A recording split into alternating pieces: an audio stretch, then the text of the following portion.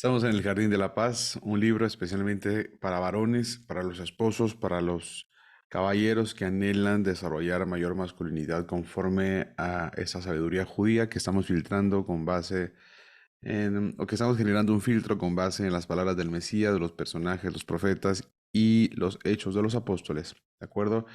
Este es el Jardín de la Paz por el rabino Shalom Arush, que menciona que es exclusivo para varones. Si tú eres una mujer, si tú eres una esposa, te invitamos a que pauses este video, justo como el autor lo menciona, y vayas y justamente puedas instruirte en el libro Sabiduría Femenina, en el Jardín de la Paz solo para mujeres, ¿de acuerdo? Ya que el hombre solo puede encargarse del 100% de aquellas responsabilidades que le tocan o que nos tocan a nosotros, mientras que las mujeres solamente podrán encargarse del 100% de las responsabilidades que le corresponden a ella. La mujer no puede encargarse siquiera el 1% de lo que nos corresponde a nosotros, y nosotros como hombres no podemos encargarnos del 1% de lo que les corresponde a ella. Así que cada uno tiene instrucción por separado. Y a pesar de eso, hemos aprendido que como hombres tenemos una responsabilidad ilimitada.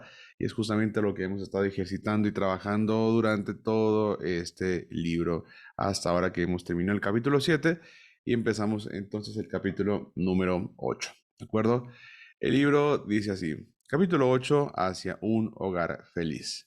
En el siguiente relato, el gran rabino Yosef Haim de Bagdad, de medita memoria, el renombrado Ben Ishai nos enseña el significado del verdadero amor y cuán apreciado es a los ojos del Creador. Dos hermanos vivían en un pequeño pueblo y se amaban mucho. Cada uno heredado un campo de, bueno, había heredado, perdón, un campo de su padre. Uno de los hermanos prosperó económicamente, pero por desgracia no tenía descendencia. El otro hermano era pobre, pero había sido bendecido con muchos hijos. Cada vez que el hermano pobre, perdón, cada vez no, cierta vez el hermano pobre se despertó en medio de la noche preocupado por su hermano a quien tanto amaba. Su corazón se llenó de compasión por él, que era rico, pero no tenía hijos. Pensó lo difícil que debía ser la vida de su hermano, sin la alegría de los hijos, mientras que él había sido bendecido con una familia numerosa. Sintió una gran congoja por su hermano y se puso a pensar en algo que pudiese brindar un poquito de felicidad a su sombría vida. Al final decidió que cada noche le daría secretamente un poco del grano de su campo a su rico hermano. Quizás tener más riqueza le traería algún consuelo. Desde esa noche en adelante, el hermano pobre empezó a levantarse a medianoche y cargaba un saco de grano de su campo al de su hermano. Esa misma noche, cuando el hermano pobre se despertó con tanta compasión por su hermano, éste se despertó también con el mismo sentimiento. Pensó, yo soy tan rico y sin hijos que alimentar, mientras que mi querido hermano está tan necesitado, tiene muchas bocas que alimentar. Él necesita dinero mucho más que yo. Le llevaré un saco de mi grano cada noche sin que lo sepa, y así lo ayudaré un poco. Y así también él se despertaba a mitad de la noche para llevar un saco de su grano al campo de su hermano pobre. Una noche tras otra, los hermanos llevaban sacos de grano uno al campo del otro, cada uno ignorante de lo que había hecho el otro. Pero grande fue el desconcierto cuando, para su gran sorpresa, notaron que a pesar de que habían llevado un saco de grano la noche anterior al campo de su hermano, encontraban el mismo número de sacos al día siguiente. Una noche los dos hermanos decidieron quedarse despiertos la noche entera para descubrir el gran misterio.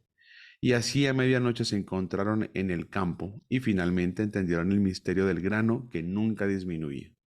Entonces se abrazaron con lágrimas de emoción en los ojos. Cuando el Creador vio a los hermanos exhibiendo un gran amor tan extraordinario, decidió que en ese lugar su divina presencia se debía debía habitar en este mundo terrenal. Ese lugar se convirtió en el monte del templo sagrado en Jerusalén. Otros dos hermanos. Mientras tenía lugar el hecho de los dos queridos hermanos, una historia muy diferente aconteció en otro lugar. Había también otros dos hermanos, un rico y sin descendencia y el otro pobre pero bendecido con muchos hijos. Sin embargo, entre estos dos hermanos había un gran odio. Una noche el hermano pobre despertó y pensó, mi hermano no tiene necesidad de toda esa riqueza. Después de todo, no tiene hijos que alimentar y cuidar. Yo podría aprovechar bien su dinero. y entonces entró sigilosamente al campo de su hermano y le robó un saco de grano. Del mismo modo, el hermano rico despertó de su sueño, envidioso y molesto por el hecho que su hermano tenía tantos hijos y él ni siquiera uno. ¿No le basta con los hijos que tiene, que también quiere grano? Pensó. Entonces entró cautelosamente en el campo de su hermano y también le robó un saco de grano. Una fría noche, cada uno de ellos preparó una emboscada al ladrón de su campo. Chocaron uno con el otro y descubrieron sus malas intenciones. Con los corazones desbordados de odio, se abalanzaron el uno sobre el otro golpeándose y maldiciéndose. Viendo al Creador la terrible disputa, decidió quitar su presencia divina de ese lugar. En ese mismo sitio, en el vacío que se formó, fue erigida una casa de idolatría que difundiría en el mundo un mensaje de odio, división y conflicto. Tu templo personal. Las historias anteriores, enfatizan cuán precioso es el atributo del amor a los ojos de Hashem, a tal punto que para su templo sagrado escogió el lugar donde sucedió un acto de verdadero amor. Este principio se aplica a todo lugar y todo momento, aunque es verdad que nuestro templo sagrado en Jerusalén fue destruido. Cuando Hashem es testigo de un verdadero amor entre marido y mujer, su presencia divina habita entre ellos, transformando su hogar en un templo sagrado en miniatura, un lugar de santidad y bendición. Por otra parte, si una pareja vive en conflicto y con odio, el Creador retira su presencia divina del hogar, lo que convertirá sus cuatro paredes en un lugar de contienda y controversia perpetua, donde cada uno tiene su propio partido. La decisión está en las manos de cada uno. ¿Y de qué depende todo? Del amor. La pareja debe disfrutar de un verdadero amor mutuo basado en el dar y en la consideración, sin ningún interés egocéntrico, como en la historia de los dos hermanos queridos o de los dos queridos hermanos. Entonces su hogar se transforma en un templo personal, un apropiado lugar para que more la presencia divina, lo que les traerá todas las bendiciones y éxitos posibles. Un paraíso en este mundo. Es importante saber la importancia que tiene la paz conyugal. Todas las cosas buenas en este mundo, desde la abundancia material, pasando por la abundancia espiritual y hasta la redención del mundo entero, todo depende de una sola cosa, el Shalom Bait, la paz hogareña. En el campo material, tanto la salud y bienestar físico de la esposa, el marido y los hijos, como el bienestar emocional, todo depende de la paz matrimonial. Aquellos que viven en un hogar carente de paz sufren de inevitables problemas emocionales, así como de dificultades económicas y falta de éxito en todos los campos. En el campo espiritual, también, todo depende de la paz doméstica. La luz de la emuná, el aprendizaje de la Torá, la teshuvá y el acercamiento al Creador están todos directamente relacionados con la paz conyugal, y sobre todo la redención del mundo entero depende completamente de la paz matrimonial, como explicaremos más adelante. ¿Qué les parece eso? Dice que prácticamente todo, absolutamente todo, depende de la paz matrimonial.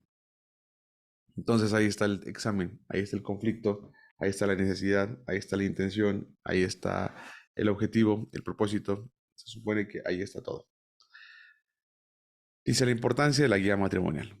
Por mi experiencia y trabajo de muchos años con parejas que vienen a aconsejarse conmigo sobre los problemas relacionados con la paz hogareña, observé claramente que aunque cada pareja es un mundo aparte por sí misma, con su pasado, sus distintos problemas y condiciones de vida, hay algo en común en todos los casos: la falta de educación referente a cómo vivir en pareja.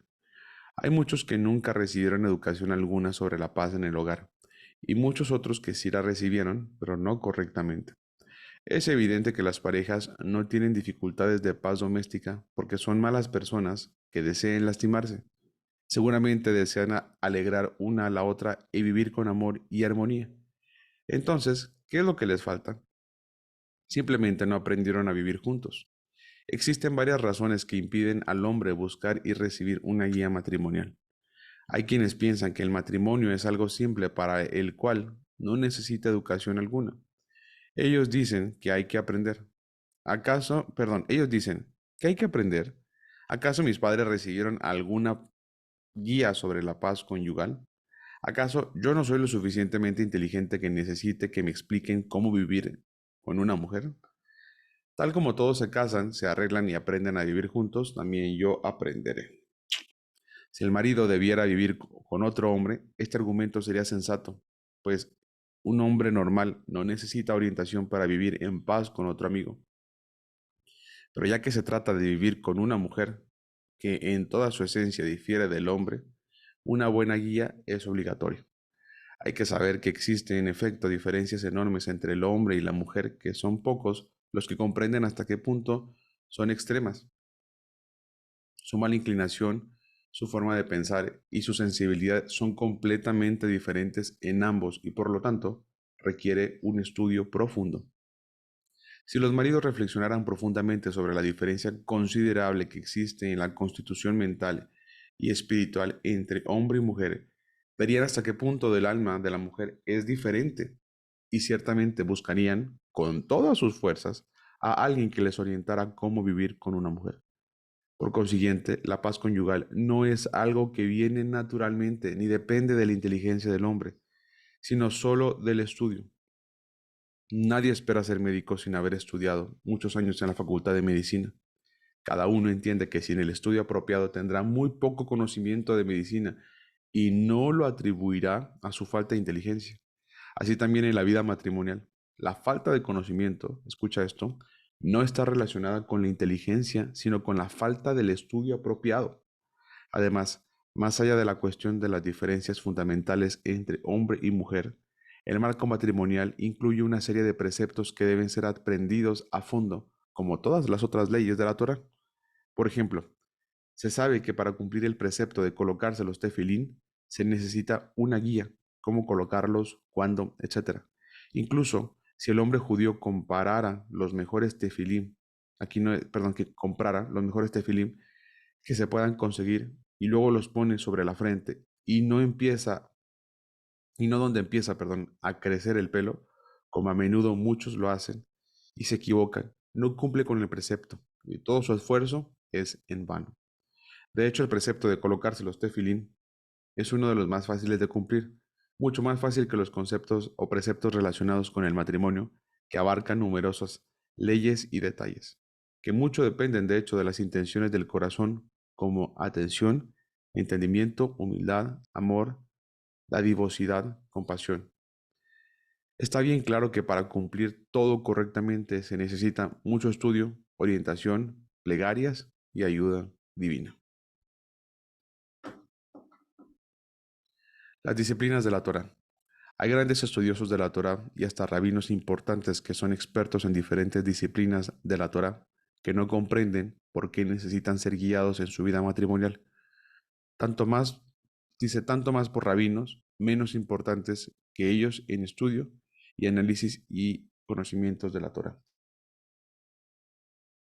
Déjenme hacer una pausa porque esta parte me importa mucho. Uno de los conflictos que también he notado yo es que hay muchos hombres que no quieren de verdad instruirse en este tema y que no se dan cuenta que el tema matrimonial es algo que realmente requiere estudiarse y que requiere meditarse y que requiere ser instruido.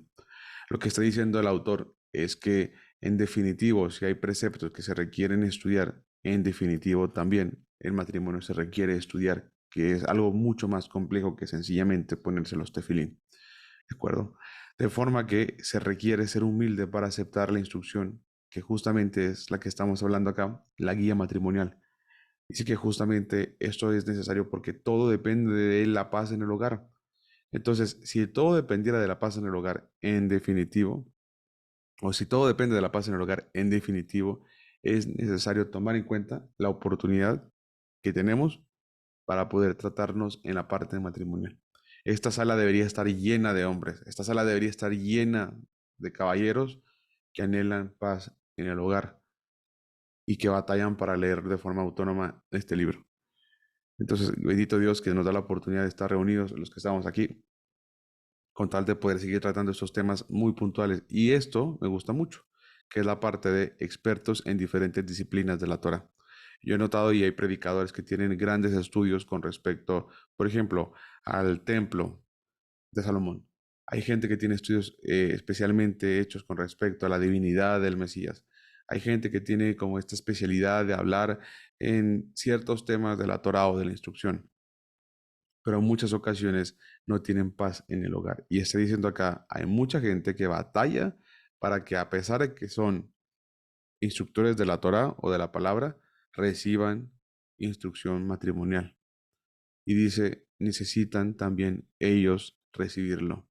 Así que como dije otra vez, como dije y otra vez lo digo, bendito Dios que nos permite tener la humildad para estar aquí presentes y de verdad, pues, estarnos confrontando con esto que está escrito.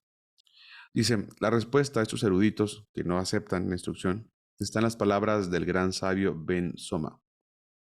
¿Quién es sabio? El que aprende de cada uno. Como se ha dicho en el Salmo 119:99, de todos los que me enseñaron, obtuve sabiduría. Tal como un experto internacional en oftalmología, que sufre del corazón, aunque aprendió también medicina general y posee algunos conocimientos en este campo, se aconseja con expertos en cardiología, sin vergüenza ni con el sentimiento que su autoestima es afectada. De la misma manera, un erudito de la Torá y hasta un rabino especializado en el estudio o en un determinado campo de la Torá, que sufre de problemas matrimoniales, no debe avergonzarse al consultar con un tipo de rabino, con un rabino, perdón, no tan importante como él, perdón, pero que sea experto en ese tipo de problemas. Y si trajimos tanto un ejemplo de hombre sencillo como de un rabino importante que deben estudiar acerca de la paz hogareña, tanto más todo hombre debe entender que necesita estudiar sobre la paz en el hogar. Casi todos los problemas conyugales provienen de la falta de conocimiento, lo que significa que si el hombre hubiese sabido lo necesario, se hubiera evitado muchos problemas. En realidad, el orgullo del hombre es la causa principal por la cual no está dispuesto a aceptar una orientación, hacer esfuerzos para lograr la paz doméstica, multiplicar sus plegarias y su estudio. Le parece que en él está todo bien y no tiene ningún problema. Es su mujer la que debe ser guiada. ¿Acaso un hombre tan extraordinario como yo debe esforzarse para regocijar a su mujer? Piensa él. Ridículo. Ella debería alegrarse en forma automática por el solo hecho que ha tenido el mérito de casarse con alguien como yo. La perfección de la creación. Hay que comprender bien que la finalidad de la creación puede lograrse solo por medio de la paz doméstica. Por lo tanto, no importa qué preceptos el hombre cumple y cómo trate o cómo trata de servir al Creador, ya que en última instancia, si no hay paz entre el marido y su esposa, la finalidad de la creación del mundo no se logrará, como explicaremos. Está escrito a propósito de la creación del hombre en Génesis 1:27. Y Dios creó al hombre a su imagen, en la imagen de Dios Él le creó, varón y hembra los creó. Este versículo señala que el hombre se refiere al varón y la mujer juntos. Uno sin la otra no responden a esta definición. Vuelvo a decirlo. Este versículo enseña que el hombre se refiere al varón y a la mujer juntos. Uno sin la otra no responden a esta definición. Por lo tanto, vemos que solo un hombre casado es considerado un ser humano, tal como dice el sagrado libro del Zohar, que cualquier imagen que no representa tanto al varón como a la hembra, no representa la imagen espiritual del hombre. Cuando no existe una genuina unión entre el hombre y mujer, es decir, existe una carencia de amor entre ellos, la imagen espiritual del hombre está incompleta. Ahabá, amor en lenguaje sagrado o en hebreo, posee el mismo valor numérico que la palabra ejad, uno en hebreo. Qué fuerte está esto, ¿ah? Qué bueno está y qué interesante está esto. Lo voy a volver a decir para que se entienda.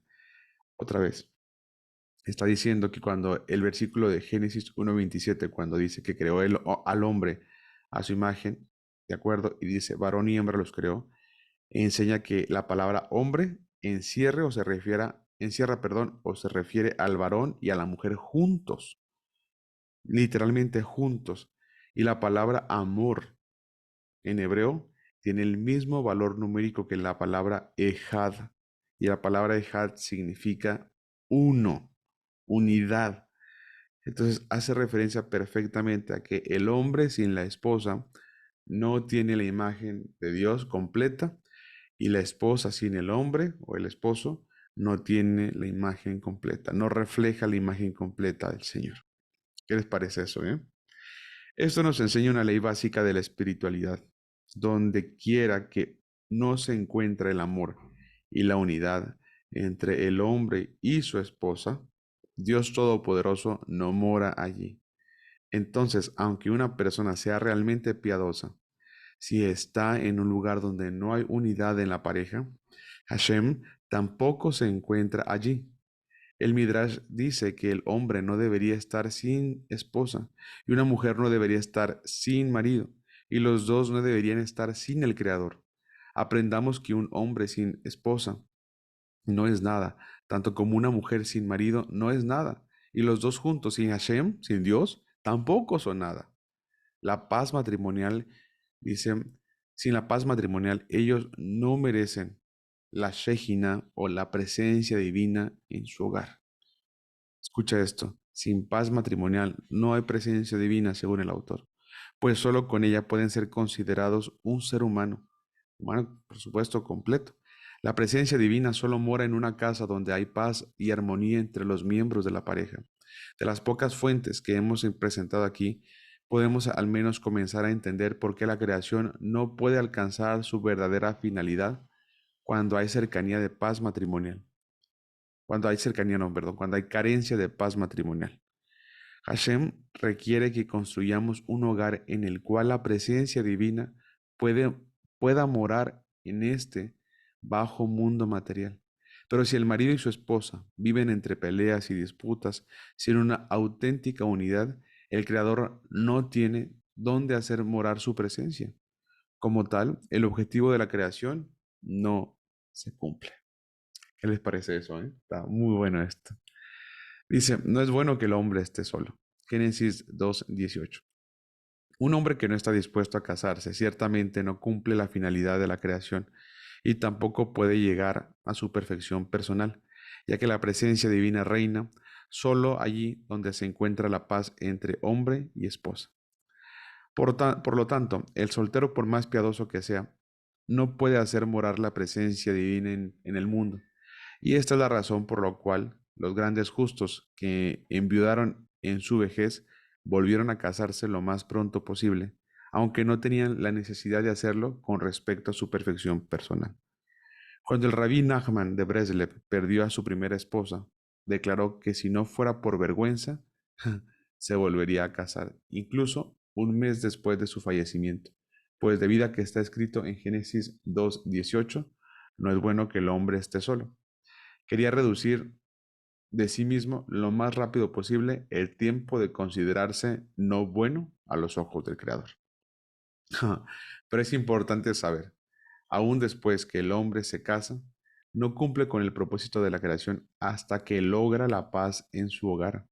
Aquellas parejas que viven en medio del odio y disputas no solo no cumplen con el propósito de la creación, sino que en varios aspectos el daño espiritual que provocan es aún peor que el de un soltero, ya que la presencia divina está esperando posarse en entre ellos y sus riñas causan una separación entre los mundos o en los mundos espirituales.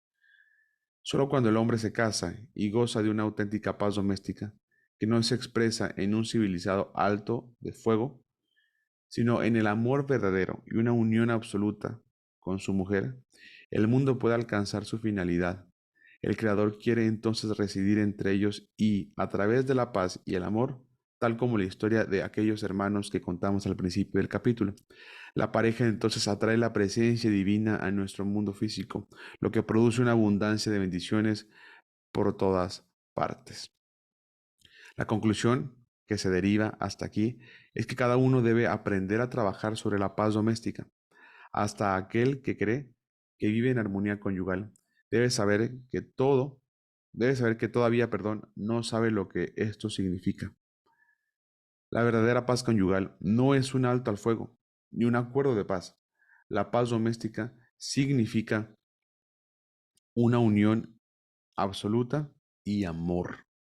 Ahora bien, Ahora, perdón, no ahora bien, ahora es más comprensible, aún más comprensible, cuán necesario es estar bien guiado para lograr la paz doméstica. pues este no es meramente uno de los preceptos de la Torá, sino el precepto del cual depende la creación entera. Dice, al rey David, este es el siguiente subtema, amor a la caridad. Al rey David dijo en el Salmo 89:3, el mundo se edifica con bondad. El mundo se construye a través de la bondad y la caridad. Y ya que aprendimos que todo el mundo depende de la paz del hogar, deberíamos decir que el hogar se edifica con bondad. Además enseñaron nuestros sabios en el Tratado Avot 1.2 que el mundo se sostiene sobre tres principios: el estudio de la Torá, el servicio al Creador y los actos de bondad. Lo mismo que una silla no puede mantenerse de pie sin un mínimo de tres patas, tampoco el mundo puede mantenerse sin estas tres bases que le sirven de soporte. Lo voy a volver a decir: el estudio de la Torá, el servicio al Creador y los actos de bondad. Cuando faltan los actos de bondad, a pesar del estudio de la Torá y el servicio a Hashem, el mundo se desploma. Aunque el hombre realice las más nobles obras de bondad y caridad fuera de su hogar, como ayudar a las viudas y a los huérfanos, a los ancianos y a otros necesitados, pero no lo hace con su esposa, su bondad no tiene ningún valor. Claro, en casa no hay publicidad, prestigio o cenas de agradecimiento, pero las buenas acciones en el exterior no tienen valor si él descuida a su esposa. La bondad que puede mantener el mundo y edificarlo es la que llega después de haber prodigado toda la bondad posible a la esposa. La verdadera bondad comienza en el hogar, solamente después de que el marido se ha ocupado de su mujer, de que no le falte nada y que esté satisfecha y feliz. Solo entonces puede dirigir sus esfuerzos a ayudar al resto del mundo. Por supuesto, la recompensa que recibirá ese hombre será ilimitada por ayudar a los demás, después que ayudó a su esposa con perfección. Se está poniendo esto cada vez más bueno, ¿eh? Así que, la neta, sigan poniendo atención, sigamos estudiando, porque la verdad es que esto tiene mucho, mucho sentido. Son las 6:50, avancemos 5 minutos más y terminamos acá. Alfombra roja, perdón. Precisamente un hombre que se ocupa en hacer favores a los demás tiene duras pruebas en su propio hogar con su esposa y sus hijos. ¿Por qué? Porque un hombre así generalmente recibe muchos honores y la gente anhela su cercanía. Déjeme un segundo porque esto lo quiero volver a leer. Presten mucha atención. Alfombra roja. Precisamente un hombre que se ocupa en hacer favores a los demás tiene duras pruebas en su propio hogar con su esposa y además con sus hijos. ¿Por qué?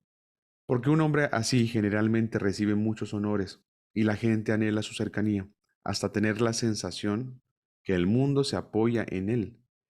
El resultado de esto es que al llegar a su hogar, después de un día de practicar filantropía, la caridad y la benevolencia con todo el mundo, él espera que su esposa le prepare la alfombra roja y se incline anunciando en voz alta: He aquí el hombre por cuyo mérito se sostiene el mundo. No le faltan las pruebas que justifiquen que merece ese trato.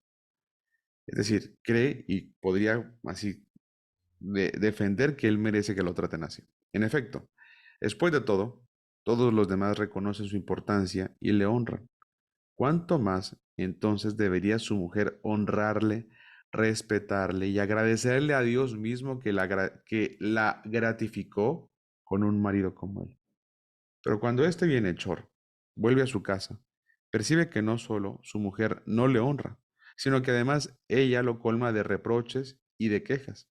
En realidad, basta con examinar un poco la situación para suponer que las quejas de la mujer del bienhechor están bien justificadas. En vez que el marido sienta que ocupa el primer lugar en la vida de su marido, perdón, en vez de que la mujer sienta que él ocupa el primer lugar en la vida de su marido, este ángel de misericordia, este varón, está ocupado todo el día haciendo favores a los demás, menos a su esposa. Ella simplemente no logra entender. ¿Por qué yo, su esposa, estoy confinada al último lugar? ¿Cómo es que él hace el bien al mundo entero, salvo a su compañera de vida? ¿Por qué brinda su tiempo a otros excepto a ella? Quien estudió el capítulo El primer lugar comprende, por supuesto, el terrible error de este hombre. pero aquel que ignoró su mensaje podría creer que este marido tiene razón. Pero la historia no para aquí. Con las quejas del marido de que su mujer no lo honra como el resto del mundo y con las quejas de la mujer que su esposo la confina al último lugar. De hecho, las cosas siguen complicándose. El esposo, al escuchar de las quejas de su dolorida mujer, en vez de comprenderla y escuchar su dolor, le responde con acosos de ser egoísta, que no le importa de la necesidad, perdón, voy a volverla a leer, dice, en vez de comprenderla y escuchar su dolor, le respondo con acosos de ser egoísta, que no le importa, dice, de los necesitados, que piensa solo en ella misma y que ella personifica pues a la mala inclinación que lo impide a él ayudar a los demás. Cuando la mujer comprueba que su marido no le entiende, ni mínimamente, ella cae a un estado mental y emocional muy peligroso. Los pobres de tu casa tienen la prioridad. Hay que reflexionar y comprender por qué este marido confina a su mujer. Perdón, pregunta. Hay que reflexionar y comprender por qué este marido confina a su mujer al último lugar. ¿Es un malvado? Él no es un malvado, pero olvidó esta regla. Los pobres de tu casa tienen prioridad, como explican los sabios, relacionado con Éxodo 22:24. Sobre el versículo Éxodo 22:24. Cuando le prestas dinero a mi pueblo, el pobre que está contigo, entre la gente pobre o la gente rica, los pobres tienen prioridad. Entre los pobres de tu ciudad y los pobres de otra ciudad, los de tu ciudad tienen prioridad. Entre los pobres de tu familia y los pobres de tu ciudad, los pobres de tu familia tienen prioridad. Los sabios nos enseñan que el hombre que tiene la intención de hacer caridad, de prestar dinero a otros, a los demás, a dar otros beneficios a los demás, debe comenzar con los pobres de su hogar. Y si le queda algo, dará a los pobres de su calle, luego a los de su ciudad y así sucesivamente. Resulta que el primer deber consiste en dar a los allegados. Cuando el hombre sabe esto y quiere hacer el bien, comprende que la primera beneficiaria de su beneficencia debe ser su mujer. Solo después de haber prodigado sus bondades hacia la gente de su casa, podrá continuar con la gente del exterior. La esencia de la verdad, perdón, de toda persona, la piedra de toque de sus virtudes, es su conducta dentro de su propio hogar. Lo voy a volver a leer, que es bien importante. La esencia de la verdad de toda persona, la piedra de toque de sus virtudes, es su conducta, pero dentro de su propio hogar. Esta regla es verdadera para todos los temas y en particular para la beneficencia. Si el hombre no es benevolente y clemente primeramente con su esposa, e incluso más que con sus hijos, ya que muchos maridos se conducen correctamente con sus hijos, pero no con su mujer, lo que es en sí una muy mala acción, de hecho, que demuestra que ellos no la aman a ella, sino solamente a sus hijos, resulta que toda su bondad hacia los demás es solo pura mentira. Rabí Jaim Vital, el más cercano discípulo de Larizal, escribe: hay quienes son generosos con todos menos con los miembros de su propia familia. Estas personas piensan que cuando morirán, las puertas del cielo se abrirán en su honor. Ay de ellos, ay de sus almas, no saben y no entienden cuán inútiles y sin sentido son todos sus actos de bondad. Solo quien primero beneficia a su hogar, empezando con su esposa, y solo después a otros, es digno de todas las alabanzas que han dicho los sabios, caen sobre quien se ocupa de la beneficencia. Vemos entonces que este mundo puede subsistir solo por medio de la paz doméstica, porque la caridad sobre el cual el mundo descansa no es más que la manifestada primeramente en el hogar. Vamos a dejarles aquí, mis estimados amigos, porque es suficiente material para procesar y sobre todo para trabajar. Así que hasta aquí la grabación del día de hoy.